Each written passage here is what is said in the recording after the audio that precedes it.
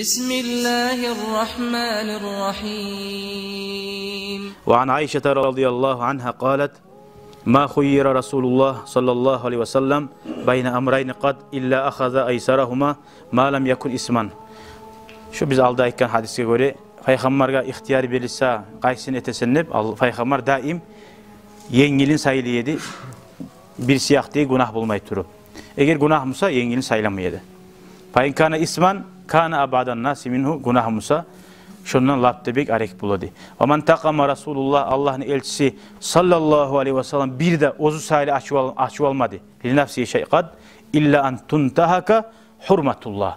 Allah haram etken zatları var. Allah hurmat etken zatları. Mesela Kur'an. Ali Kur'an'ı bir bizden aldı bizde kanalizasyona taşlayı. Durçu.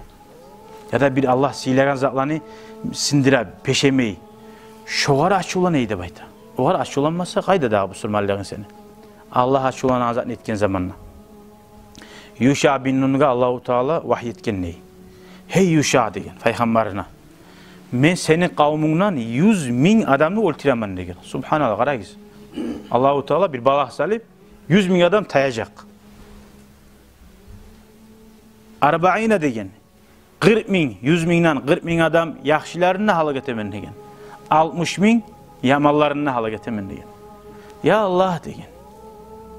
En yamallarını halı getesen degen. Yaxşiların ne günahı var degen.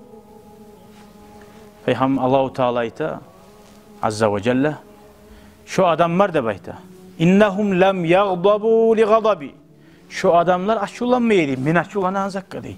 Onlar zina etedi, iş yedi, urla yedi, prası ne yaman zapmısa etedi gri ne girer bunlar mecliskada namazgada barip gelip ya Allah'ım ne türedi. Ola vakaluhum ve şarabuhum ne. O adamlar değil. Mecliska yürüyorlar, dinçiler. Onlar bulan bir şey artık ne oturup aşamada şey yedi.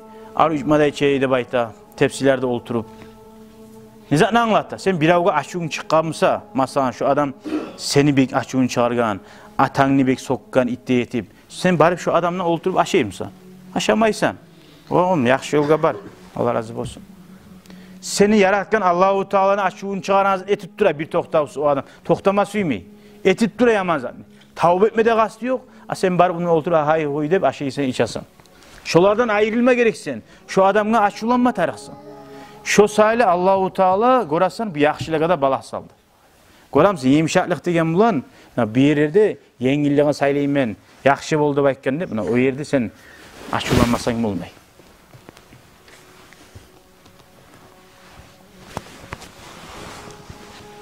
Söylemez ya ama aytalı.